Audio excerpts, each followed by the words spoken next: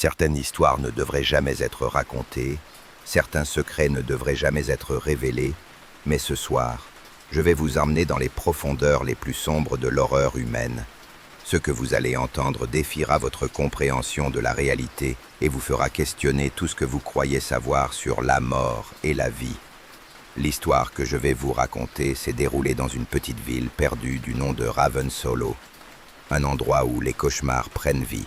Préparez-vous à découvrir des événements si terrifiants qu'ils hanteront vos nuits pendant des années, car cette histoire cache des révélations bouleversantes qui ne vous laisseront pas indemnes. Sarah Mitchell était une amiste ambitieuse de 28 ans qui travaillait pour un petit journal local de Boston. Sa spécialité était les enquêtes paranormales et elle avait déjà écrit plusieurs articles sur des phénomènes inexpliqués qui lui avaient valu une certaine reconnaissance. Un matin d'octobre, elle reçut un appel mystérieux d'une voix, tremblante et désespérée, qui allait changer sa vie à jamais. L'homme au téléphone se présentait comme Thomas Blackwood, un habitant de Ravenshollow, qui prétendait avoir des informations sur une série de disparitions inexpliquées dans sa ville. Thomas lui expliqua que depuis 6 mois, 12 personnes avaient mystérieusement disparu sans laisser la moindre trace. La police locale semblait complètement dépassée par ces événements et refusait de prendre les choses au sérieux. Il supplia Sarah de venir enquêter, affirmant que les habitants de Ravenshollow vivaient dans la terreur absolue. Sa voix se brisa quand il mentionna que sa propre fille, Emily Blackwood, âgée de 16 ans, était parmi les disparus. Sarah sentit son instinct de journaliste s'éveiller immédiatement. Elle avait toujours été attirée par les mystères non résolus et cette affaire semblait parfaite pour sa prochaine grande enquête. Sans hésiter, elle accepta de se rendre à Ravenshollow le lendemain matin, ignorant complètement qu'elle venait de signer son arrêt de mort. Le voyage jusqu'à Ravenshollow fut long et sinueux, la route serpentant à travers des forêts denses et obscures qui semblaient s'étendre à l'infini. Plus Sarah s'approchait de la ville, plus l'atmosphère devenait oppressante et menaçante. Les arbres semblaient se pencher vers la route comme des créatures grotesques, tentant de saisir sa voiture. Le ciel, pourtant clair au début du voyage, s'assombrit progressivement jusqu'à prendre une teinte gris-plomb particulièrement inquiétante. Quand elle arriva enfin à Ravenshollow, Sarah fut frappée par l'étrangeté du lieu. La ville semblait figée dans le temps, avec ses maisons victoriennes aux façades délabrées et ses rues pavées craquelées. Il n'y avait pratiquement aucun signe de vie dans les rues, pas de voitures, pas de passants, juste un silence pesant et angoissant. Les quelques réverbères encore fonctionnels clignotaient de manière erratique et menaçante, créant des jeux d'ombre terrifiants sur le sol. Sarah gara sa voiture devant le seul hôtel de la ville, un bâtiment lugubre et délabré appelé The Raven's Rest. La façade était couverte de lierre noire qui semblait avoir envahi chaque centimètre carré de la structure. Les fenêtres étaient si sales qu'il était impossible de voir à travers, et la porte d'entrée grinçait de manière sinistre et inquiétante à chaque coup de vent. À l'intérieur de l'hôtel, l'atmosphère était encore plus oppressante et malsaine. L'éclairage était très faible, créé par quelques ampoules vacillantes qui jetaient des ombres dansantes sur les murs couverts de papier peint jauni. L'air était chargé d'une odeur de moisi mélangée à quelque chose de plus dérangeant, une puanteur organique que Sarah n'arrivait pas à identifier. Le réceptionniste était un homme squelettique et blafard, d'une 60aine d'années, qui la regardait avec des yeux vitreux et inexpressifs. Il ne prononça pas un mot pendant tout le processus d'enregistrement, se contentant de pointer du doigt vers les escaliers grinçants qui menaient aux chambres. Sarah remarqua que ses mains tremblaient constamment et qu'il jetait régulièrement des regards nerveux vers les fenêtres.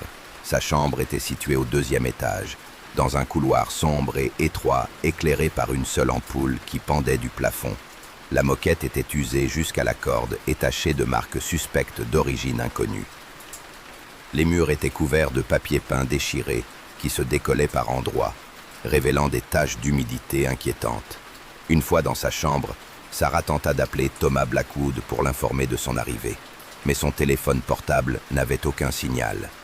Elle essaya le téléphone fixe de la chambre, mais la ligne semblait complètement morte. Cette isolation totale commença à l'inquiéter, mais elle attribua ces problèmes au caractère reculé de la ville. Le premier indice que quelque chose clochait vraiment arriva pendant la première nuit. Sarah fut réveillée vers 3 heures du matin par des bruits étranges provenant du couloir. Elle entendit des pas lents et traînants, comme si quelqu'un marchait avec difficulté et douleur.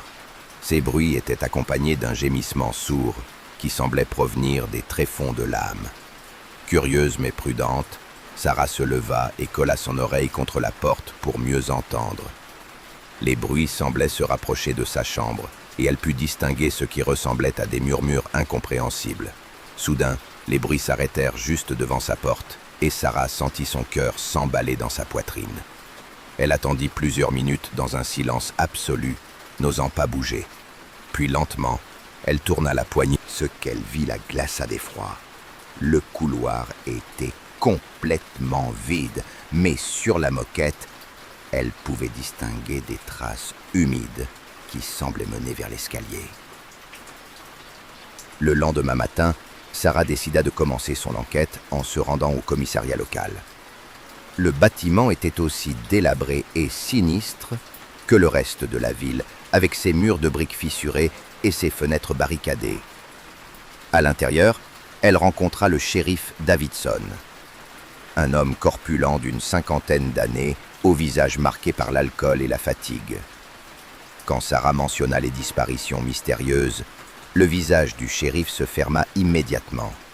Il lui assura que les forces de l'ordre avaient la situation sous contrôle et que ces prétendues disparitions n'étaient que des départs volontaires. Selon lui, les gens de Ravenshollow avaient tendance à partir sans prévenir quand ils en avaient assez de la vie de petite ville. Mais Sarah remarqua que les mains du shérif tremblaient légèrement quand il parlait et qu'il évitait soigneusement son regard. Elle insista pour voir les dossiers officiels, mais le shérif refusa catégoriquement, prétextant des questions de confidentialité. Cependant, elle remarqua un dossier ouvert sur son bureau avec la photo d'une jeune fille blonde qui ressemblait à la description qu'avait donnée Thomas de sa fille Emily. Frustrée par le manque de coopération des autorités, Sarah décida de mener sa propre enquête en interrogeant les habitants. Mais se révéla être une tâche plus difficile que prévu, car la plupart des maisons semblaient abandonnées ou inhabitées. Les rares personnes qu'elle croisa dans les rues la regardaient avec méfiance et terreur avant de s'enfuir rapidement. Finalement, elle réussit à trouver Thomas Blackwood grâce à l'adresse qu'il lui avait donnée au téléphone. Sa maison était une bâtisse victorienne imposante, mais en très mauvais état, avec des volets fermés et un jardin complètement envahi par la végétation sauvage. Quand Thomas ouvrit la porte, Sarah fut choquée par son apparence. Il semblait avoir vieilli de 10 ans depuis leur conversation téléphonique. Thomas l'invita à entrer dans un salon sombre, aux meubles recouverts de draps blancs.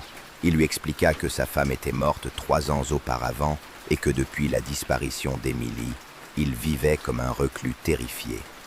Sa voix était brisée par l'émotion quand il raconta les événements qui avaient précédé la disparition de sa fille. Selon Thomas, Emily était une adolescente normale qui aimait passer du temps avec ses amis et étudier pour ses examens. Le soir de sa disparition, elle était sortie avec 3 de ses amis pour une soirée cinéma dans la ville voisine. Elle devait rentrer vers 23 heures, mais ne sont jamais arrivées à destination et n'ont jamais repris contact. Le véhicule était en parfait état, les clés étaient encore sur le contact, et aucun signe de lutte n'était visible. Les téléphones portables des filles avaient été retrouvés dans la voiture, mais ils étaient tous complètement déchargés. Ce qui rendait cette disparition encore plus mystérieuse, c'est que les caméras de sécurité de la route avaient cessé de fonctionner exactement au moment où la voiture était passée. Thomas avait personnellement vérifié les enregistrements et avait constaté que l'image se coupait brutalement pendant exactement 27 minutes. Chers spectateurs, je vais faire une pause dans cette histoire glaçante pour vous demander un service qui pourrait sauver des vies. Si vous voulez que je continue à vous raconter les histoires les plus terrifiantes et authentiques, abonnez-vous à cette chaîne et activez la cloche de notification. Chaque abonnement me donne la force et le courage de continuer à explorer ces mystères dangereux pour vous les rapporter. N'oubliez pas également de consulter le lien dans la description pour participer à nos concours exclusifs où vous pourrez gagner des objets liés aux histoires que nous explorons. Votre soutien est essentiel pour que cette chaîne continue à révéler la vérité sur ces phénomènes inexpliqués. Maintenant, Retournons à notre histoire terrifiante, car ce que Thomas allait révéler à Sarah dépassait tout ce qu'elle avait pu imaginer. Thomas sortit alors une boîte en métal rouillé qu'il avait cachée sous son canapé. À l'intérieur, il y avait des dizaines de photographies prises par les habitants de Ravens Hollow au cours des derniers mois. Ces images montraient des phénomènes inexpliqués qui s'étaient produits dans la ville peu avant et après chaque disparition. La première série de photos montrait des lumières étranges qui apparaissaient dans le ciel au-dessus de la forêt. Ces lumières n'étaient pas des phénomènes naturels comme des aurores boréales, mais plutôt des formes géométriques parfaites qui pulsaient avec une intensité hypnotique. Certaines photos montraient ces lumières se déplaçant en formation comme si elles étaient contrôlées par une intelligence supérieure. D'autres images révélaient des modifications inexpliquées du paysage autour de Ravens Hollow. Des arbres centenaires avaient été retrouvés complètement desséchés du jour au lendemain, leurs branches tordues dans des positions impossibles. Certaines photos montraient des cercles parfaits dans les champs où rien ne poussait plus, comme si la terre elle-même avait été empoisonnée ou maudite. Mais les images les plus troublantes montraient les habitants eux-mêmes. Thomas avait documenté des changements physiques et comportementaux chez les résidents de Ravens Hollow. Certaines personnes semblaient avoir vieilli prématurément, leur peau devenant grise et leurs cheveux blanchissant en quelques semaines. Il pensait que cet objet était lié aux forces mystérieuses qui tourmentaient Ravens Hollow. Sarah prit la pierre et la glissa dans sa poche, ignorant la sensation de froid qui remonta le long de son bras. Elle remercia Thomas pour ses informations et promit de le tenir au courant de ses découvertes. En sortant de sa maison, elle remarqua que plusieurs habitants l'observaient depuis leurs fenêtres avec des expressions de terreur et de pitié. De retour à son hôtel, Sarah passa la soirée à organiser ses notes et à planifier son expédition dans la forêt. Elle vérifia son équipement, appareil photo, lampe torche, GPS et provisions pour une journée complète d'exploration. Mais ce qu'elle ne savait pas, c'est que ses mouvements étaient étroitement surveillés par des forces qu'elle ne pouvait pas imaginer. Cette nuit-là, Sarah fit le cauchemar le plus terrifiant de sa vie. Elle rêva qu'elle marchait dans une forêt sans fin, poursuivie par des ombres mouvantes qui chuchotaient son nom. Ces ombres avaient des visages humains déformés, qui exprimaient une souffrance indicible. Dans son rêve, elle réalisait que ces visages appartenaient aux personnes disparues de Ravens Hollow. Emily Blackwood était parmi elles, et elle tendait une main suppliante vers Sarah en murmurant des mots incompréhensibles. Le rêve se terminait quand Sarah tombait dans un gouffre sans fond rempli de ces ombres qui l'attiraient vers les profondeurs infernales. Elle se réveilla en sursaut, trempée de sueur et le cœur battant à tout rompre. La pierre que Thomas lui avait donnée était brûlante dans sa poche et émettait cette lueur verdâtre qu'il avait mentionnée.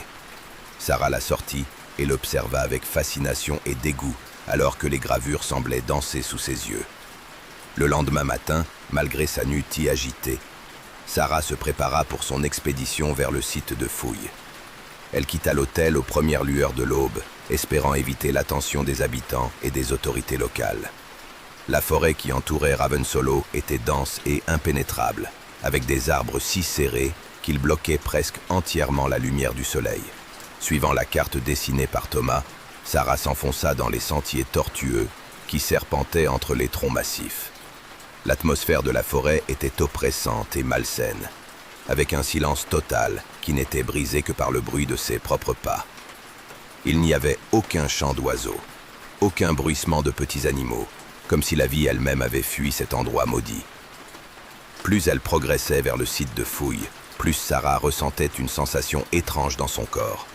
Elle avait l'impression que l'air devenait plus dense et visqueux, rendant sa respiration difficile. Ses muscles semblaient lourds et engourdis, comme si une force invisible tentait de la ralentir. Après 2 heures de marche, Sarah atteignit enfin une clairière où les signes des fouilles archéologiques étaient encore visibles. Le sol était retourné et creusé sur une superficie d'environ 50 mètres carrés, formant des motifs géométriques complexes.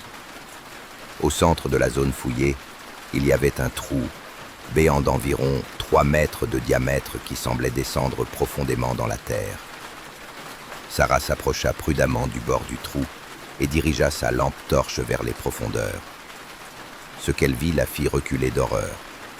Les parois du trou étaient couvertes de symboles, identiques à ceux gravés sur la pierre que Thomas lui avait donnée. Ces symboles semblaient pulser avec une vie propre, émettant une faible lueur qui rendait l'obscurité encore plus terrifiante. Plus troublante encore, Sarah pouvait entendre des sons étranges qui remontaient du fond du trou. Ces bruits ressemblaient à des murmures humains, mélangés à des grattements, comme si quelque chose tentait de creuser vers la surface. Elle réalisa avec horreur que ces sons correspondaient exactement à ce qu'elle avait entendu dans le couloir de son hôtel. Soudain, la pierre dans sa poche devint si chaude qu'elle la brûlait à travers le tissu de son pantalon. Sarah la sortit rapidement et fut stupéfaite de voir qu'elle brillait intensément avec cette lueur verdâtre. Les gravures sur la pierre semblaient réagir aux symboles gravés dans les parois du trou, créant une sorte de résonance visuelle hypnotique. C'est alors que Sarah entendit des bruits de pas qui s'approchaient de la clairière. Ces pas étaient lents et traînants, exactement comme ceux qu'elle avait entendus dans son hôtel. Prise de panique, elle chercha un endroit où se cacher et se glissa derrière un arbre massif à la lisière de la clairière.